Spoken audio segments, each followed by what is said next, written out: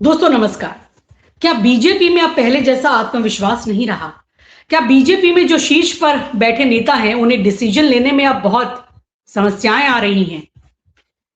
8 महीने हो गए बीजेपी का नया नेशनल अध्यक्ष बने हुए, लेकिन एक जो बहुत बड़ा डिसीजन होना था जिसकी चर्चा बहुत समय से हो रही है कि मंत्रिमंडल का विस्तार होगा, लेकिन वो विस्तार अभी तक मोदी जी कर नहीं पा रहे, क्योंकि कभी उन्हें युवा परेशान कर देते हैं, उन्हें रातों रात रील बनानी पड़ जाती है। मंत्रिमंडल तो क्या बदलेंगे, उससे पहले उन्हें अपने मंत्री का इस्तीफा लेना पड़ रहा है।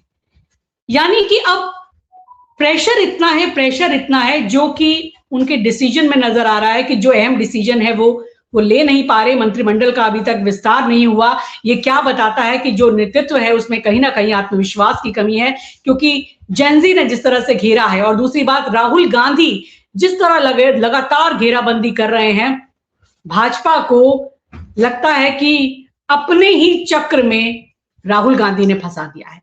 तो ये तो एक तस्वीर है। दूसरी बड़ी तस्वीर, जो देश में उपचुनाव हो रहे हैं 3 जगह, जहां पर 2 जगह बीजेपी हार रही है, जिसमें एक सीट ऐसी है जहां से जो बीजेपी के राष्ट्रीय अध्यक्ष की सीट थी, उनके खाली करने से वो सीट खाली हुई थी। वहां पर बुरी तरह इस वक्त बीजेपी हार रही है।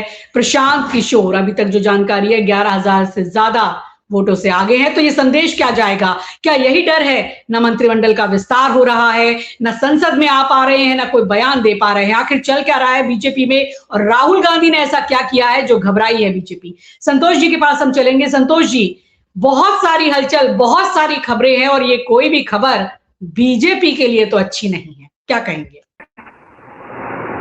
देखिए, सबसे पहले तो अंशु जी, आपको और हमारे तमाम दर्शकों को नमस्कार। और भारतीय जनता पार्टी किस तरह से फंस गई है, चारों तरफ से घिरे नरेंद्र मोदी सोचते ही रह गए, सोचते रहे कि 15 दिन बाद ये कर लूंगा, 15 दिन बाद ये कर लूंगा, और हर 15 दिन बाद उनके सर पर एक नई आफत टूटती रही।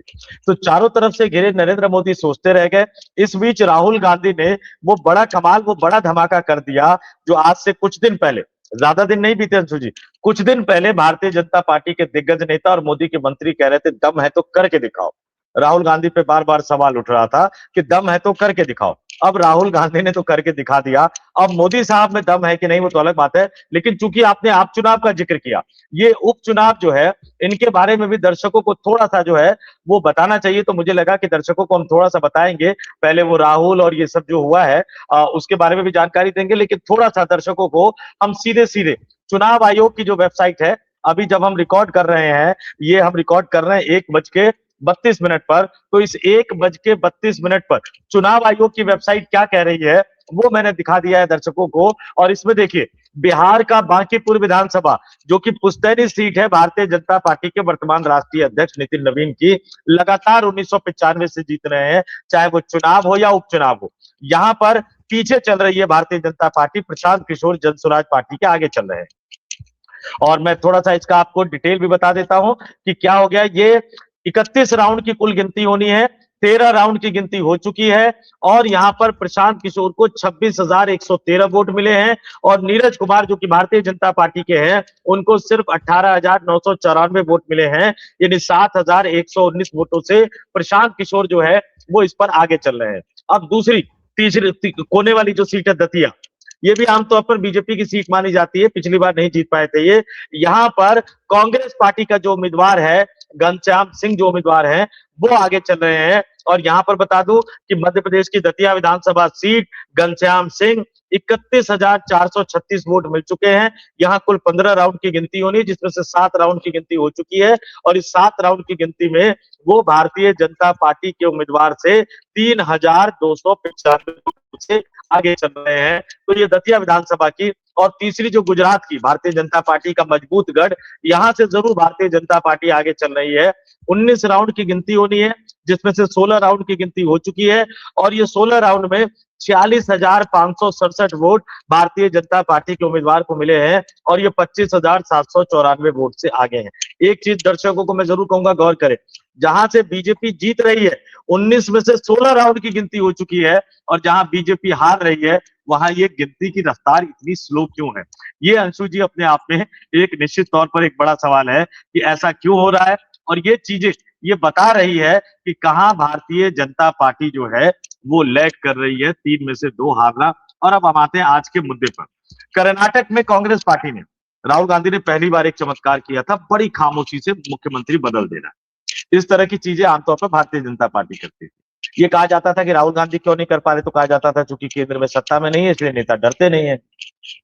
कर्नाटक का एग्जाम्पल था कि सिद्धारमैया ने राजी खुशी इस्तीफा दे दिया और डीके शिव कुमार मुख्यमंत्री बन गए। उसके बाद मंत्रिमंडल का गठन होना था। ये नेता तमाम दिल्ली आ रहे थे, तमाम केसी वेणुगोपाल से, मल्लिकार्जुन खड़गे से, राहुल गांधी के साथ बैठ के कर रहे थे। इस बीच में कर्नाटक से ही आने वाले भारतीय जनता पार्टी के राष्ट्रीय अध्यक्ष के बाद दूसरे नंबर के नेता बीएल संतोष साहब, उन्होंने कहा बताइए राहुल जी तो कर्नाटक का मंत्रिमंडल विस्तार ही नहीं कर पा रहे, उनको बार बार दिल्ली दरबार आना पड़ रहा है। हालांकि ये कहते हुए भूल गए कि जितने भाजपाई मुख्यमंत्री होते हैं वो भी दिल्ली दरबार आते हैं। योगी जी ने तो कैबिनेट का विस्तार किया, वो कई दिनों तक विभागों का बंटवारा नहीं कर पाए थे। खैर ठीक है, ये राजनीति है, लेकिन बीएल संतोष चुनौती देते रहे। अब कांग्रेस पार्टी ने उस चुनौती को इस तरह से स्वीकार कर लिया, जो अब की आज की खबर है कि कर्नाटक में राहुल गांधी अपने मंत्रिमंडल का विस्तार करने जा रहे हैं। 20 मंत्री शामिल होंगे, जिसमें से 12 नए चेहरों, 20 में से 12, आप ये मान लीजिए कि तकरीबन मुझे लगता है 60% के आसपास हो गए हैं। तो 60% नए चेहरे ये जोड़ रहे हैं और 20 नए मंत्रियों के नामों को मंजूरी मिली है। 12 चेहरे पहली बार मंत्री बनेंगे, जबकि 8 मौजूदा जो मंत्री थे पहले, वो फिर से मंत्रिमंडल में शामिल होने वाले हैं। गायत्री शांति गौड़ा मंत्रिमंडल में शामिल होने वाली इकलौती महिला मंत्री होंगी। और ये शपथ ग्रहण समारोह आज शाम को 4:05 पर बेंगलुरु के लोक भवन, जो राज्यपाल का जो निवास हुआ करता था, जिसको अब लोक भवन कर दिया गया है, उनमें ये मंत्रिमंडल का जो शपथ ग्रहण समारोह है वो होगा। और इसमें कौन कौन से 20 मंत्री शामिल होंगे? PM Narendra Swamy, Shivraj Tangadagi, Rudrappa Lamani, K S. Basavanthappa, B Nagendra, P Raghumurthy, B Z Zameer Ahmed Khan, Rizwan Arshad, Santosh Lad, Madhu Bangarappa, और आगे बता दूं पुत्रंग Shetty, Mankal Vaidya, doctor Ajay Singh, N Cheluvaraya Swamy, K M Shivalinge Gowda, H C Balakrishna, Gayathri Shanti Gowda, Basavaraj Rai Reddy, Vijayanand Kashappanavar और लक्ष्मण सावेदी। और इन नामों के साथ अब इधर ये जोड़ लीजिए कि एक तो पहली बार 3 साल के अध्यक्ष के कार्यकाल को भाजपा को 6 साल का करना पड़ा। 2020 में जेपी नड्डा बने, जनवरी 2023 में चुनाव होना था, जनवरी 2023 में दिल्ली की राष्ट्रीय कार्यकारिणी की बैठक हुई, जिसको मैंने भी कवर किया था। उसमें यह कहा गया कि लोकसभा चुनाव तक के लिए कार्यकाल बढ़ा दिया जाता है। जून 2024 तक उनका कार्यकाल बढ़ा दिया गया। जून के बाद उनका कार्यकाल कब बढ़ा, किसने बढ़ाया, कैसे बढ़ाया, उसकी कोई जानकारी पब्लिक में नहीं है। कायदे से अगर चुनाव आयोग चाहता तो भारतीय जनता पार्टी का रजिस्ट्रेशन कैंसिल कर सकता था, मान्यता ही नहीं, रजिस्ट्रेशन कैंसिल हो सकता था। मैंने इस पर कई सारे वीडियो बनाए, एक आध तो मेरा डिलीट भी करवा दिया गया। सोचिए कि डर कितना लगता है। और उसके बाद किसी भी तरह से ये जनवरी में इन्होंने नितिन नवीन को राष्ट्रीय अध्यक्ष बनाया। अगस्त के महीने में 3 अगस्त की तारीख को हम बैठे हैं, नितिन नवीन की नई टीम का ऐलान नहीं हो पा रहा है। मंत्रिमंडल का फेरबदल होना है। यूपी दिल्ली में प्रदेश अध्यक्ष बना दिए गए हर्ष मल्होत्रा, अब मंत्री बने बैठे हुए हैं। अब उत्तर प्रदेश के प्रदेश अध्यक्ष बना दिए गए पंकज चौधरी, मंत्री बने बैठे हैं। एक व्यक्ति एक पद का सिद्धांत होता है। अब जो भारतीय जनता पार्टी अपने ही संविधान को, अपनी ही परंपराओं को नहीं मान रही है, उनसे आप देश के संविधान और परंपराओं को मानने की क्या उम्मीद कर सकते हैं? लेकिन एक बात तय है कि राहुल गांधी ने एक बड़ा आईना दिखा दिया। अब क्या बीएल संतोष फोन उठा के कहेंगे प्रधानमंत्री जी को कि अरे मोदी जी अब तो राहुल गांधी ने भी कर दिया, आप तो हर दूसरे महीने पर लिस्ट बदलवा देते हो, कम से कम अब तो मंत्रिमंडल का विस्तार कर दो। और बड़ी दिलचस्प चीज मैं आपको बताता हूँ, नेता पूरी मेहनत करते हैं और मंत्रिमंडल विस्तार तो नहीं, संगठन में उनका नाम आ जाता है कि भैया उनको ये मिलेगा, इनको वो मिलेगा, वो मिलेगा। 15 दिन बाद पता लगता है कि नहीं, वो अध्यक्ष फिर से, वो लिस्ट जो है वो फिर से तैयार हो रही है। अब टेंशन में कौन है? वसुंधरा राजे सिंधिया है। टेंशन में कौन है? वो एक समय हिंदू आइकॉन बनने की कोशिश कर रहे थे बेचारे उत्तर प्रदेश के मुख्यमंत्री के स्वयंभू दावेदार, गांधी परिवार से आते हैं, वरुण गांधी, वो टेंशन में है। टेंशन में कौन है? स्मृति ईरानी टेंशन में है, क्योंकि उनका राजनीतिक पुनर्वास होना है। ऐसे बहुत सारे दिग्गज नेता टेंशन में हैं कि लेकिन मोदी जी कर नहीं पा रहे, मोदी जी से हो नहीं पा रहा, और बीजेपी के नेताओं के दिल की धड़कन बढ़ती चली जा रही है। अब शायद उनको राहुल गांधी से ये सीट जरूर लेना चाहिए। अंशु जी,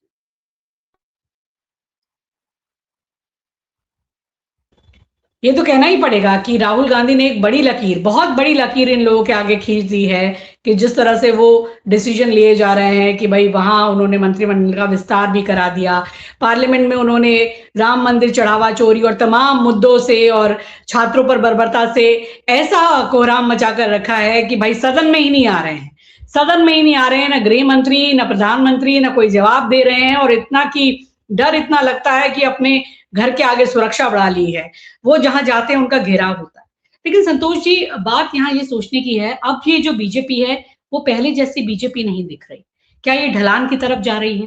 क्या इनका किला ढहने वाला है? क्या इनकी उल्टी गिनती शुरू हो चुकी है? क्योंकि इतना सा डिसीजन नहीं ले पा रहे हैं कि मंत्रिमंडल विस्तार करना है, जिसकी बहुत पहले से चर्चा हो रही है, वो कर नहीं पा रहे। क्यों नहीं कर पा रहे? क्योंकि जनता का प्रेशर इतना है। शायद अब मोदी जी को भी ये लगने लगा है कि जिस टीम के सहारे मैं चल रहा हूं, उससे तो मैं 2029 में कोई उम्मीद नहीं कर सकता, क्योंकि जनता नाराज है, हर डिपार्टमेंट से नाराज है। शिक्षा का हाल वो बेहाल, शिक्षा मंत्री से नाराज थी। इकोनॉमी का हाल वो बेहाल है, क्या निर्मला सीतारमण जी को वो फिर से बढ़ाएंगे आगे? जो नितिन गडकरी जी हैं, उनके ऊपर जो इथेनॉल और पेट्रोल ये सब को लेकर जनता हाय तौबा मचाए हुए है, वहां क्या फेरबदल होगा? राजनाथ सिंह जो रक्षा मंत्री हैं, उनकी साइड से भी कोई ऐसा उत्साहजनक चीज नहीं है कि जिससे लगे भाई मोदी जी को कि ये टीम में अच्छा कर रहे हैं। भाई शहीदों को लेकर पार्लियामेंट में झूठ बोलते हैं, बहुत सारी बातों को लेकर उन पर भी सवाल हैं। ऐसे बहुत से नेता हैं, बहुत से नेता क्या, अब तो जो उनका नंबर 2 है, नंबर 2 अमित शाह गृह मंत्री, उनके मंत्रालय पे सवाल उठा दिया है भाई राहुल गांधी ने और विपक्ष ने और युवाओं ने कि आप इस मसले को हैंडल नहीं कर पाए। आंदोलन में जो आपने छात्रों का हाल किया, बर्बरता की, अब तो उनका इस्तीफा मांगा जा रहा है। जब इनके मंत्रियों के इस्तीफे मांगे जा रहे हैं, इतना प्रेशर है, मोदी जी भी सोच रहे होंगे कि इस टीम के साथ आगे जाऊं, या वो कहते हैं पूरे घर के बदल डालूंगा। कहीं पूरे घर के बदल डालने के चक्कर में ही तो ये डिसीजन नहीं हो पा रहा, वजह क्या है? देखिए अंशु जी, आपने बिल्कुल सही कहा। और जरा व्यवहारिक परिस्थिति देखिए, ये जो तीसरा कार्यकाल है, आप पूरे में मंत्रिमंडल की बात कर देता हूं। प्रधानमंत्री मोदी, रील बनाना पड़ रहा है, कैमरामैन पता नहीं उनका कहां भाग गया था। कभी कभी तो डर लगता है, मैं आपको सही बता देता हूं, पता नहीं उनका जो इंस्टाग्राम अकाउंट या ट्विटर अकाउंट या जो फेसबुक अकाउंट, उसका पासवर्ड किसके पास है।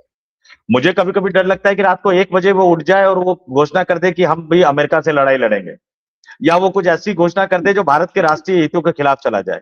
कौन उसकी जिम्मेदारी लेगा? ये एक डर लग रहा है, क्योंकि प्रधानमंत्री का एक प्रोटोकॉल होता है। देखिए, आपने मोबाइल उठाया, इस तरह से रील बना दिया, ऐसे कोई वोट वोट मिलते नहीं है। जाहिर सी बात है कि आपका कैमरामैन होता है, पूरा प्रोटोकॉल होता है, एडिटिंग होती है, सब चीज होती है।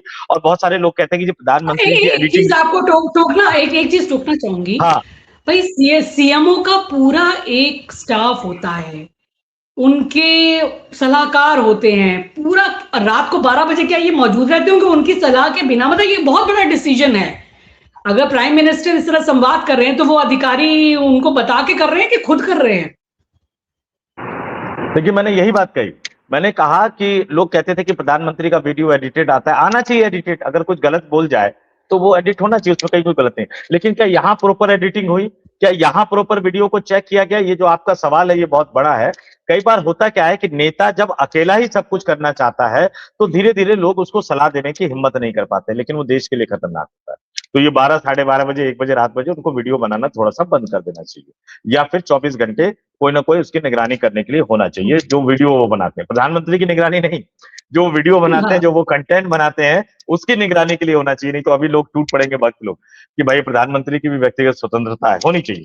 लेकिन अब एक एक करके देखिए, गृह मंत्री अमित शाह पर पहली बार एक तरह का आरोप लग रहा है, सदन से गायब है। इससे पहले कभी किसी ने देखा नहीं। ये बिल्कुल उसी तरह का मामला है कि वीरेंद्र सहवाग जैसा खिलाड़ी अगर पिच पे आए और टुक टुक टुक टुक खेलने लगे, अमित शाह चौके छक्के मारने के लिए जाने जाते थे, अब उनको टुक टुक खेलना पड़ रहा है। 1 रन नहीं ले लिए हैं, 150-200 बॉल खेल लिए, इस टाइप का माहौल बन गया है। राजनाथ सिंह का आपने बता दिया, विदेश मंत्री एस जयशंकर, पूरे भारत की विदेश नीति को ही उन्होंने एक तरह से गड़बड़ झाला कर दिया। वो तो कैबिनेट उसकी संसदीय कमेटी की बैठक में कहते हैं कि भैया हम पाकिस्तान जैसे दलाल देश नहीं है कि हम मध्यस्थता करें।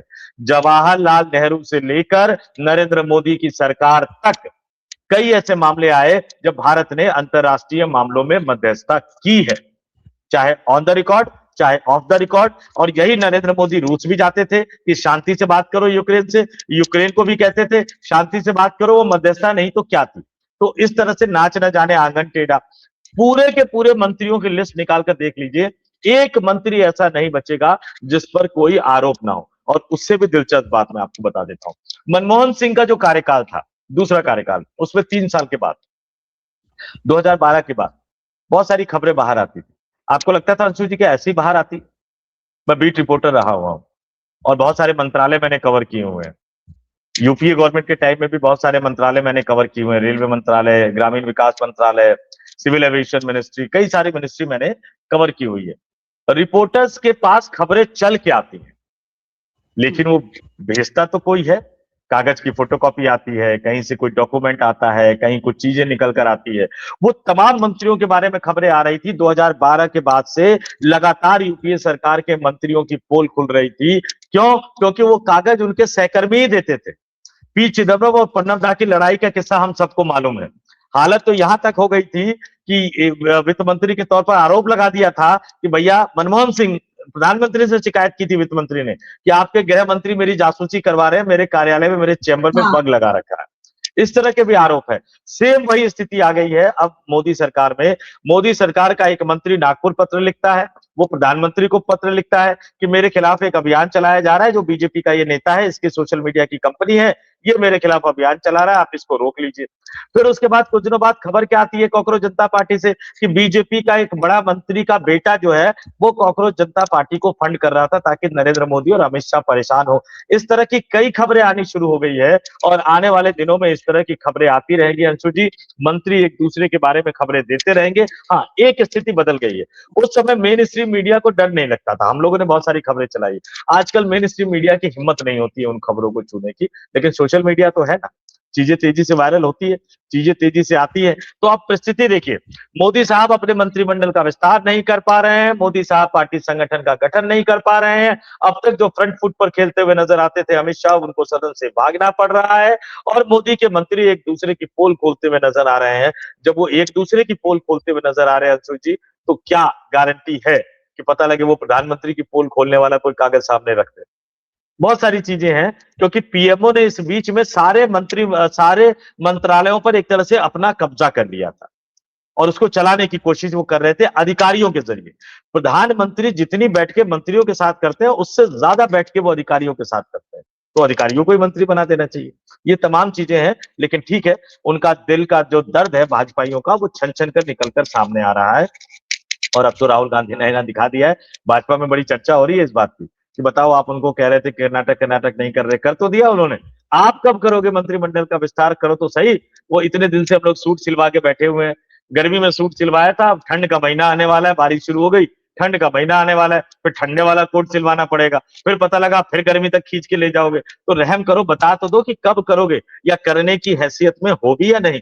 डर लगने लग गया है क्या कि जिसको हटाओगे वो पोल खोलता हुआ नजर आएगा? एक धर्मेंद्र प्रधान को हटाया तो बार बार मनाना पड़ रहा है, राष्ट्रव्यापी स्वागत अभियान चलाना पड़ रहा है कि कहीं मुंह न खोल दे। क्या इस तरह का कोई डर लग रहा है क्या? ये अपने आप में मोदी और शाह के फंसने का एक बड़ा सबूत है। जी। तो संतोष जी, ये इंतजार किस बात का कर रहे हैं? देखिए, 26 भी आधे से ज्यादा बीत गया, 27 मुंह के सामने खड़ा है। 2027 में यूपी में इलेक्शन है, बहुत बड़ा टेस्ट वहां पर अभी बीजेपी का होने वाला है, और वो भी तब जब राम मंदिर चढ़ावा चोरी मामले में बीजेपी और संघ के ऊपर इतने बड़े बड़े दाग आ गए। क्या यही उहापोह है? जिस तरह से देश भर में छात्रों का आंदोलन चला है, जेनजी तो अभी चुप हुआ नहीं, अल्फा भी निकल निकल के बाहर आ रहा है। इनके जो सभी मंत्रालय हैं, काफी ऐसे मंत्रालय हैं जिनमें कोई ना कोई ऐसी चीजें हैं, खबरें बाहर आती हैं जो उनकी कमजोरी को बताती हैं, और देश में एक नाखुशी का माहौल है। संघ भी वहां पर कभी आंखें दिखाता है, कभी कुछ होता है। संघ भी शायद इस नेतृत्व से उतना खुश नहीं है। आरएसएस को तो सत्ता चाहिए, क्या 2029 में ये ही जोड़ी सत्ता दिलवा पाएगी? क्वेश्चन तो ये भी है। मोदी जी के लिए बहुत बड़ी अग्नि परीक्षा है, 27 सामने है।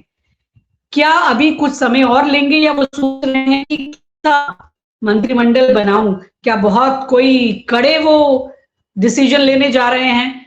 बहुत लोगों को कहा जाए कि उनको अब मुश्किल आ जाएगी कि अब भाई करे तो करे क्या, उनकी नौकरी खतरे में है। और अगर उन्हें हटाते हैं तो चुने किसे, ये भी एक बहुत बड़ी चुनौती है इस वक्त बीजेपी के अंदर। तो क्या ये मंथन चल रहा है? क्या चल रहा है? क्यों देरी हो रही? देखिए, एक बात तो मान लीजिए कि मोदी अपने तरह का जो मंत्रिमंडल बनाना चाहते थे, संघ जो है वो बहुत ज्यादा उस पर सहज नहीं। राष्ट्रीय अध्यक्ष बनने में 3 साल का वक्त लग गया। अब नई टीम के गठन में लगातार वक्त लग रहा है, नाम तय किए जाते हैं, फिर शेयर किए जाते हैं, उसमें कुछ काट-छाट होती है, फिर ये होता है कि चलिए हम उस दिन अनाउंसमेंट कर देंगे, अनाउंसमेंट से 2 दिन पहले बड़ा बवाल खड़ा हो जाता है। अब मोदी जी की छवि आप एक देख लीजिए, जो 56 इंच वाली छवि है वो टूट गई, डर नहीं लगता वो टूट गई, संकट में घिरने पर वो एग्रेसिव होते हैं, मुकाबला करते हैं, वो भी टूट गई कि वो डिफेंसिव हो गए। जो संगठन और सरकार चलाते थे उन अमित शाह की छवि टूट गई है। राम मंदिर चढ़ावा चोरी कांड ने बीजेपी के लिए एक असहज स्थिति पैदा कर दी है। संघ उनके साथ है नहीं। मोदी और शाह में भी कई मुद्दों पर खटपट की बात कही जा रही है। गुजराती लॉबी और मराठी लॉबी में कई मुद्दों पर खटपट की बात कही जा रही है। उत्तर प्रदेश में योगी आदित्यनाथ अलग खूंटा गाड़ के बैठे हुए हैं। ऐसे में मोदी के लिए एक असहज स्थिति हो रही है। लेकिन एक जो बड़ा सवाल आपने पूछा कि मोदी नहीं तो कौन, ये वो सवाल है जो संघ को बहुत परेशान कर रहा है। आप जरा देखिए, मैं आपको सीधे सीधे बताता हूं। मोदी के बाद उनके मंत्रिमंडल में सबसे जो ताकतवर नेता है अमित शाह है। लेकिन अमित शाह अगर प्रधानमंत्री बनेंगे तो भाजपा के टूटने की नौबत तक आ जाती है, क्योंकि उनके कार्यकलाप को लोग पसंद नहीं करते। अब नितिन गडकरी को जब दूसरी बार अध्यक्ष बनाने की बात आई थी, जिसके लिए भारतीय जनता पार्टी का संविधान तक बदल दिया गया था, उनके खिलाफ पूर्ति वाला मामला आ गया। अब तो एथेनॉल वाला मामला, ऐसा लग रहा है कि शायद संघ जो है वो उनके प्रधानमंत्री की दावेदारी को लेकर कुछ सोच रहा था, लेकिन पूर्व इस एथेनॉल वाले मामले में उनको मिडिल क्लास में विलेन बनाने की कोशिश की गई है। अब गडकरी साहब कोर्ट चले जाए या जहां चले जाए, लेकिन जो मैसेज एक तरह से आम जनमानस में चला गया है वो चला गया है। तो अब उनको क्या लेकर बनाएंगे? राजनाथ सिंह, वो ये जो शहीदों वाला जो मामला उन्होंने किया, उस मामले में उनकी कलई भी खुल गई है, विश्वसनीयता गहरे संकट में आ गई है। लेकिन अगर राजनाथ सिंह प्रधानमंत्री बनते हैं तो क्या उन्हीं की जाति के योगी आदित्यनाथ देश के सबसे बड़े राज्य के मुख्यमंत्री बने रह पाएंगे? क्योंकि आपको जातियों का भी कॉम्बिनेशन आपको बनाकर रखना पड़ेगा। अब राज्यों की तरफ चले जाते हैं। योगी आदित्यनाथ अमित शाह बिल्कुल पसंद नहीं करते, गुजराती लॉबी बिल्कुल पसंद नहीं करती। हेमंता बिस्वा शर्मा, उनको अमित शाह पसंद करते हैं, लेकिन क्या संघ उनके नाम पर तैयार होगा? क्योंकि जिस तरह से वो भी सेंट्रलाइज करने के लिए जाने जाते हैं, मतलब मोदी स्टाइल में वो काम करेंगे, तो संघ के लिए तो क्या बोलते हैं उसको, आसमान से टपके और खजूर पे अटके वाली बात हो जाएगी। देवेंद्र फडणवीस को गुजराती लॉबी बहुत ज्यादा पसंद नहीं करती। तो ये सवाल संघ के लिए भी बहुत दिक्कत का सवाल है कि मोदी नहीं तो कौन, या मोदी के बाद कौन, क्योंकि संघ ये जानता है कि 2029 का लोकसभा चुनाव मोदी के नेतृत्व में जीतना बहुत मुश्किल होगा। ये तलाश संघ की भी जारी है। लेकिन फिलहाल आप मान लीजिए कि एक बड़ी चुनौती जो है वो कर्नाटक मंत्रिमंडल का विस्तार करके राहुल गांधी ने नरेंद्र मोदी को दे दी है कि मैंने तो कर दिखाया, तुम मुझे चुनौती दे रहे थे, अब तुम्हारी हिम्मत देखते हैं कि तुम कर पाते हो या नहीं कर पाते हो। जी अंशु जी। ये बात तो है, राहुल गांधी राजनीति को अच्छी तरह समझ गए हैं, हर बाजी वो मार रहे हैं। पार्लियामेंट में लगता है कि बस वही छाए रहते हैं, और जिस तरीके से सत्ता पक्ष को सवालों के घेरे में ला देते हैं तो रोज एक्सपोज कर देते हैं। और यहां वो राजनीति की बारीक चालें समझ रहे हैं, जिस तरह से कर्नाटक मंत्रिमंडल को इतनी सफलतापूर्वक वहां पर घोषित कर दिया। और बीजेपी, उसमें पूरी तरह से कॉन्फिडेंस की कमी दिखाई दे रही है ना। वहां पर भाई मंत्रिमंडल का विस्तार हो पा रहा है, चारों तरफ समस्याओं से घिरे हुए। आप तो कह रहे हैं कि 2029 के लिए टीम रहेंगी, चर्चा तो इस तरह की हो रही है कि 2029 तक देख पाते हैं कि नहीं देख पाते। अभी तो आगे घर से निकलना मुश्किल, पार्लियामेंट आना मुश्किल, जनता को जवाब देना मुश्किल, बहुत सारी मुश्किलें खड़ी हुई हैं। तो ये बड़ा क्रूशियल साल है 2026, और जो पॉलिटिकल पंडित है वो तमाम तरह की भविष्यवाणियां भी कर रहे हैं। तो बीजेपी मुझे लगता है अभी अपने सबसे बड़े संकट के दौर से गुजर रही है, और जो खुद उनके चाणक्य माने जाते थे, जो खुद संकट मोचक माने जाते थे, वो ही संकटों में घिरे नजर आ रहे हैं। यानी अमित शाह पर इतने आरोप लग रहे हैं, उन पर इस्तीफे तक की बात चल रही है। तो बीजेपी में क्या मोदी शाह युग खत्म हो रहा है? क्या कोई नया चेहरा आएगा? वो नया चेहरा कौन होगा? बीजेपी कमजोर हो रही है, या अपने अंदर की सफाई करके वो कुछ और नया सूरज उगाएगी? ये सब देखने की बात होगी। लेकिन दर्शकों, एक बार आपको फिर याद दिला रही हूँ, ये जो इतनी इंटरेस्टिंग चर्चा है आप वो संतोष पाठक ऑफिशियल चैनल पर देख रहे हैं। चैनल का नाम याद रख लीजिए, इसे सब्सक्राइब नहीं किया तो सब्सक्राइब कर लीजिए, क्योंकि इसी तरह की खबरें और इसी तरह का गहन विश्लेषण हम आपके सामने लेकर आते रहते हैं। हमें कमेंट करके अपनी राय जरूर बताइएगा, और इस वीडियो को जरूर शेयर कीजिएगा, और पसंद आए तो अपने दोस्तों के साथ इसको बांटिएगा। लेकिन साथ ही साथ ये इंपॉर्टेंट सवाल, क्या बीजेपी का सूरज अब ढल रहा है या फिर इस आग से भड़क कर एक नया शोला निकलेगा बीजेपी के अंदर, ये देखने वाली बात होगी। फिलहाल इस चर्चा को हम यहीं समाप्त करते हैं। हमारे साथ जुड़ने के लिए आपका बहुत बहुत शुक्रिया। संतोष जी, आपका भी बहुत बहुत धन्यवाद। नमस्कार। बहुत बहुत धन्यवाद और तमाम दर्शकों को नमस्कार।